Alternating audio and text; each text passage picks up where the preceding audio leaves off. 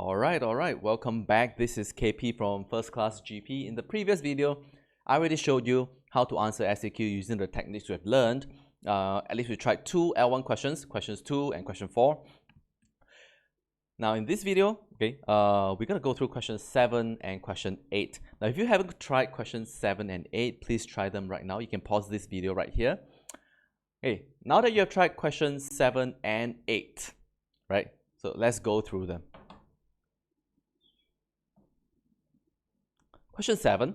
What does the author suggest are the educational and personal consequences for those who scheme?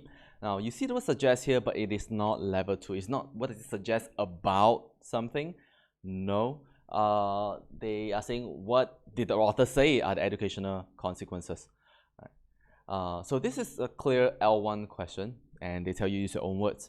There are 2 marks, educational and personal. So please make sure you have both.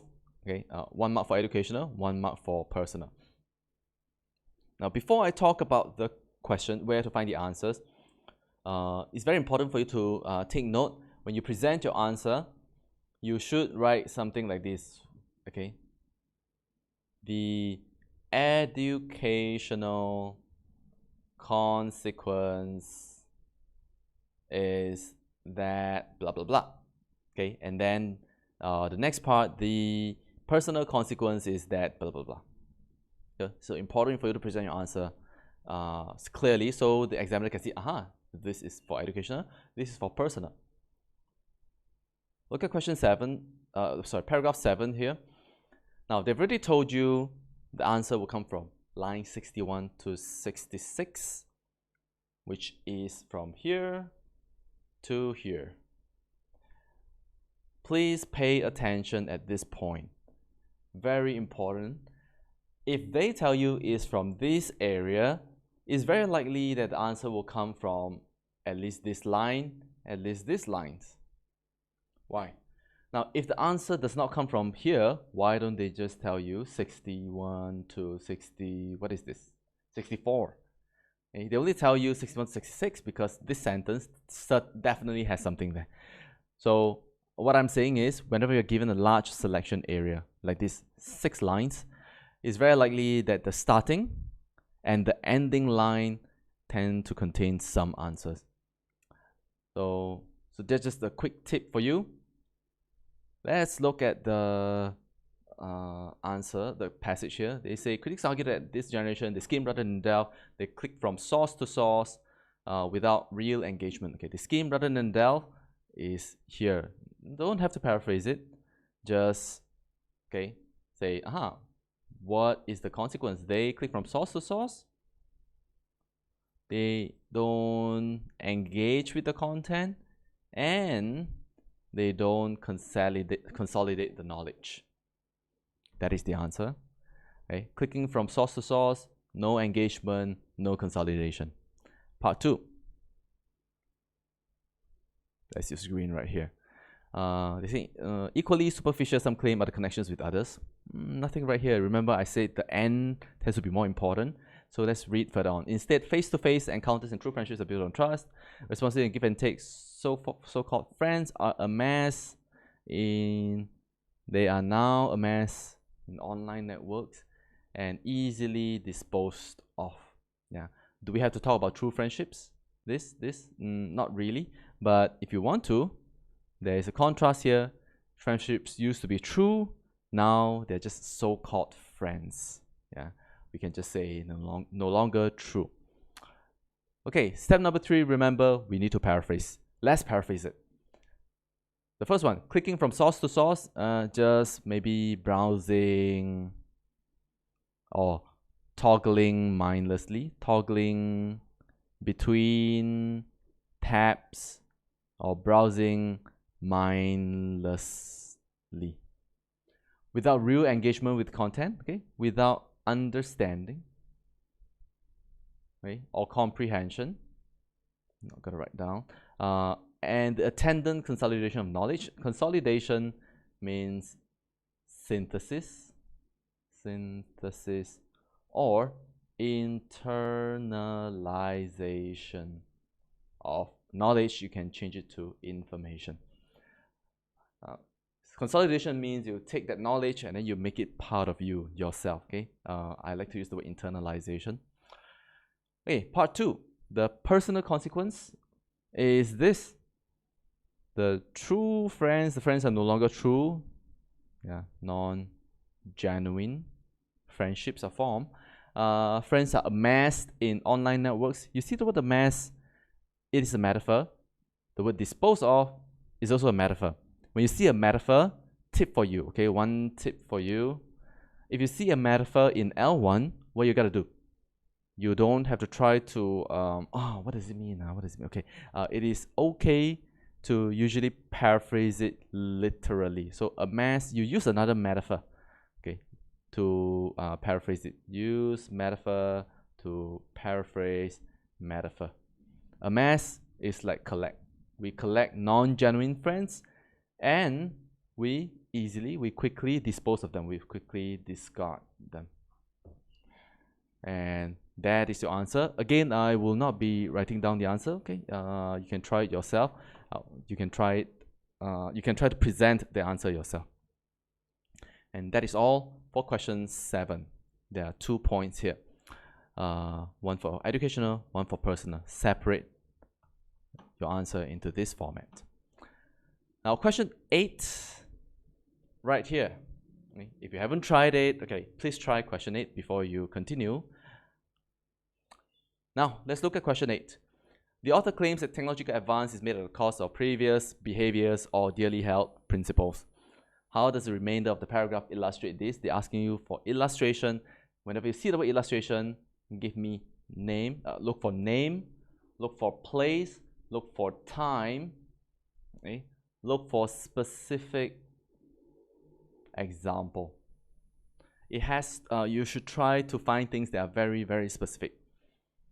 And you see here, the previous behavior, it is made at the cost of previous behavior or dearly held principles.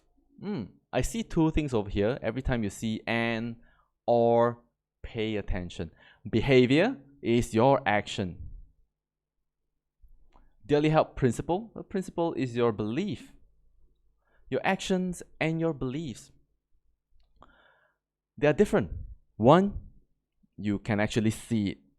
The other one, you can only feel it. Okay, it is some kind of opinion. You don't necessarily see these beliefs. Okay, you can't tell a person's belief if they don't tell you about it. So let's look at this. Technological advance is blah blah blah, and that line is right here. We don't have to paraphrase that. Answer will come from line 71 to 76. Again, a large selection area. So we have to select very carefully. 2 things is 2 marks. The first thing is, previous notions of gardeners are disregarded by members of this and this. Okay, they're indelibly stored. Oh, such a long one. But let's look at the keywords. We say gardeners are disregarded. Now, so privacy is disregarded. Where? On social networking sites, okay, or purchasers, okay, members of social networking sites or purchasers of online services. So people who use social network and e-commerce platforms, who readily volunteer personal information, which is then indelibly stored and erased. They willingly give out personal information that is indelibly stored and traceable. Now, this whole thing you could paraphrase. How many lines are we given? 4 lines. Okay, definitely enough lines for you to paraphrase all of the things here. Yes. Anyway, social networking, not too important. If you don't want to paraphrase this, that's fine. The part about new attitude to privacy, you see the word attitude? Boom. Attitude is like principle, it's like a belief, it is something that you feel. So what is the illustration here? They say, the CEO said this. They say, okay, you have 0 privacy, get over it. Certainly you cannot just say, oh, people have no privacy and they need to forget it. Okay, you can infer what is the point here that we have given up on dearly held principles last time. People no longer value privacy. Okay, people are getting over it, and they're encouraged to get over the fact that they have no privacy. How do we paraphrase both points? Okay, I would like to paraphrase this one first. Okay, zero privacy, get over it. Now, if you get over the fact that there's zero privacy, that means you are giving up on privacy. Okay, another word for privacy is confidentiality, and this is encouraged. This is promoted. Okay, we could say people promote giving up confidentiality. Ta-da! So that's our dearly held principle. Done. Next, gardeners. This idea of gardeners, again, you can say confidentiality. Okay. Disregarded, it is being ignored by, okay, I'm gonna just use internet users, by internet users who readily volunteer, who willingly volunteer information. They divulge personal information, private data that is indelibly stored and traceable. No, indelibly stored, permanently kept and made accessible. Traceable means other people can access it. All right, so those will be your answers for question 8. I hope you've learned how to answer questions, at least the level 1 questions. Now the rest of the questions, I will be going through them in class. So if you have any questions, okay, feel free to ask me, and you can always text me at 8614-3669. Right, that's all for your SAQ skills. Next time, I'll be showing you how to write the summary and the AQ. And until then, see you. Bye-bye.